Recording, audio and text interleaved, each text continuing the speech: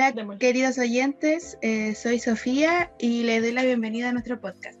Hoy vamos a discutir junto con Gabriel, Francisca, Macarena y Anaís sobre los sistemas de salud que hay presentes en distintos países, que se presentaron en el documental Psycho. Bueno, todos vimos el documental, entonces pudimos apreciar grandes diferencias en los sistemas de salud que yo creo que nos hicieron harto ruido. Así que me gustaría escuchar como lo que piensan sobre eso. Hola Sofi, sí, bueno, realmente muy entretenido el documental y yo me interesé harto como por el tema de el acceso, cómo era el sistema, cómo funcionaba realmente el sistema de salud en Estados Unidos, porque Michael Moore nos mostraba como hartos ejemplos y habían tantas diferencias que dije, a ver, pero ¿cómo se estructura esto?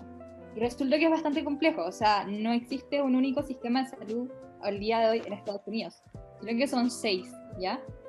Y llaman bastante la atención. O sea, los que se mostraban eran aquellos que, por ejemplo, te permiten acceder porque tú estás trabajando, que era el caso, yo creo que se acuerdan de este hombre de 73 años, creo, que seguía trabajando, que estaba en que limpiaba y se encargaba de ordenar el supermercado, porque si no, no podía costear sus medicamentos. Y lo impresionante de esto es que el 49% de la población estadounidense a día de hoy que está asegurada, se asegura mediante este sistema.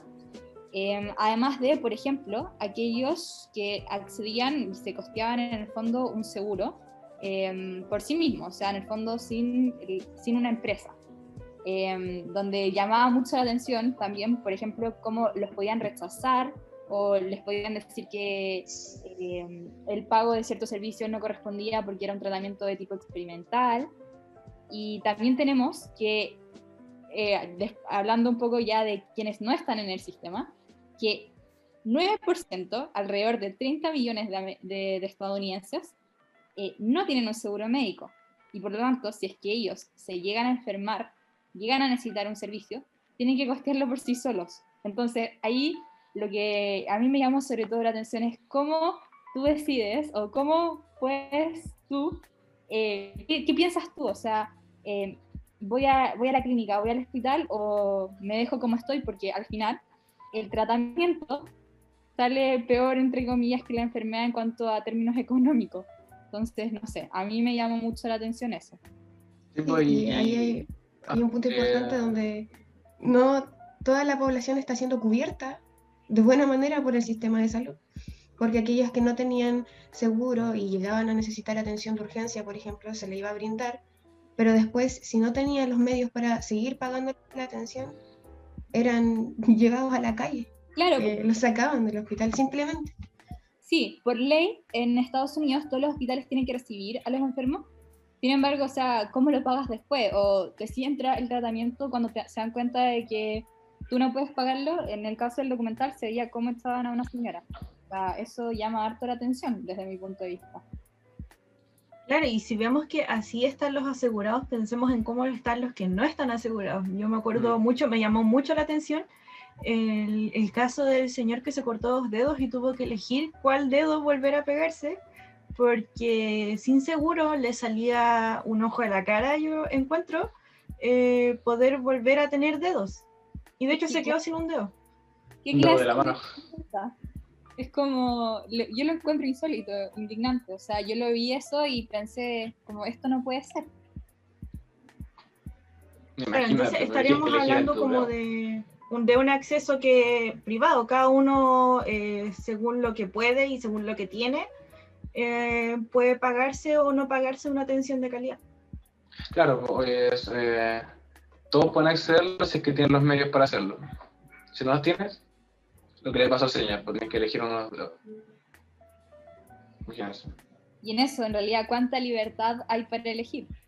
Al final, tu situación económica condiciona mucho tu salud en países que tienen este tipo de sistema de salud. O sea, el señor que tuvo que elegir su dedo,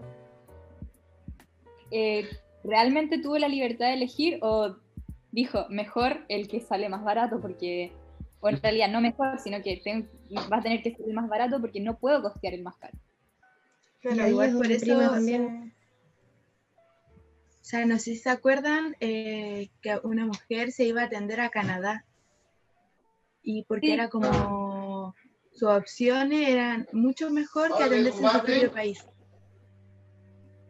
Sí, claro, en el fondo eso pasaba mucho, como que teníamos ya a los estadounidenses y bueno, Michael Moore que iba a estos otros países y preguntaba como, oye, ¿y tú cómo pagaste esto? Y la gente se extrañaba porque en Canadá, en Inglaterra, cuando le pregunta a una señora que acaba de tener a su hija, bueno, ¿y cuánto te salió?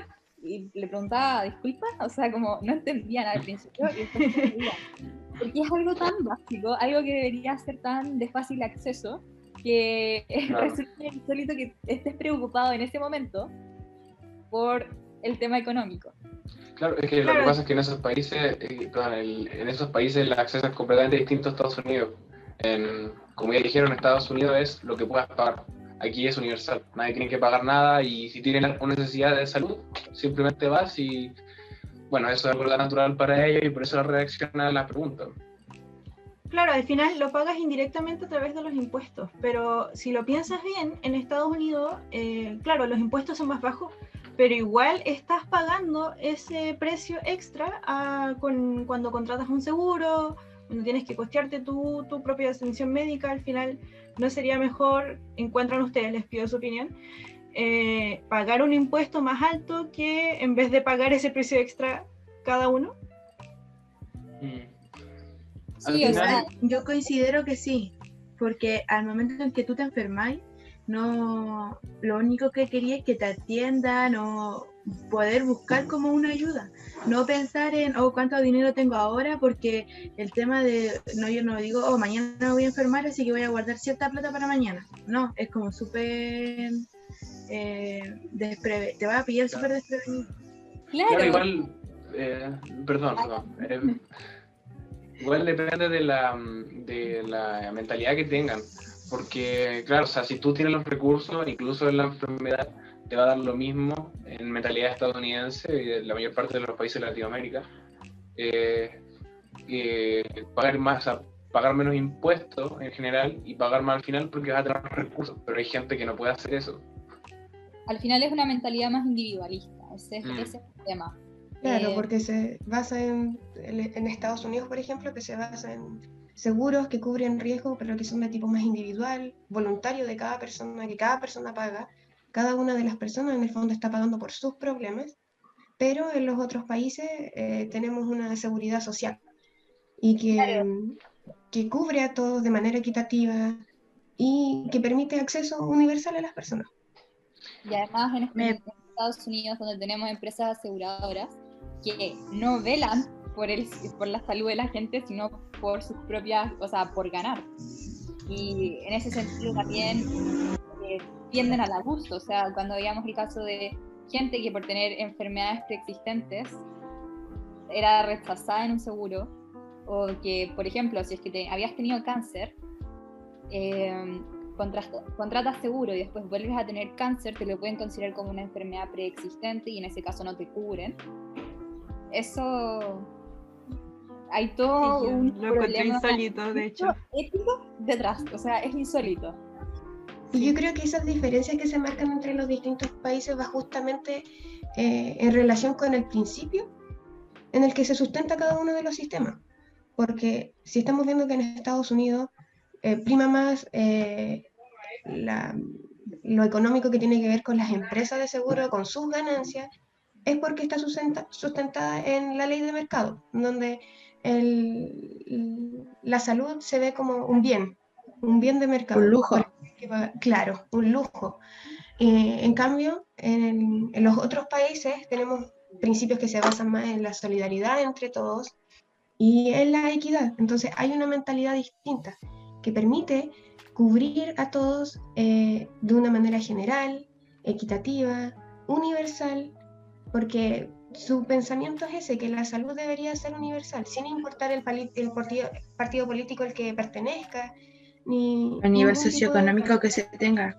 Exacto, también. Claro, que, bueno, en el caso de Canadá, por ejemplo, cuando entrevistaban a este adulto mayor, él era conservador y aún así decía, o sea, esto va más, y porque así es, en mi opinión, esto va más allá de tu color político. La salud es algo que se escapa a eso, es más grande, o sea, el principio orientador al final americano, que es el que ya hemos descrito, y también el de estos otros países, que muy bien lo describió la Maca, son distintos y cabe también como preguntarnos qué es mejor.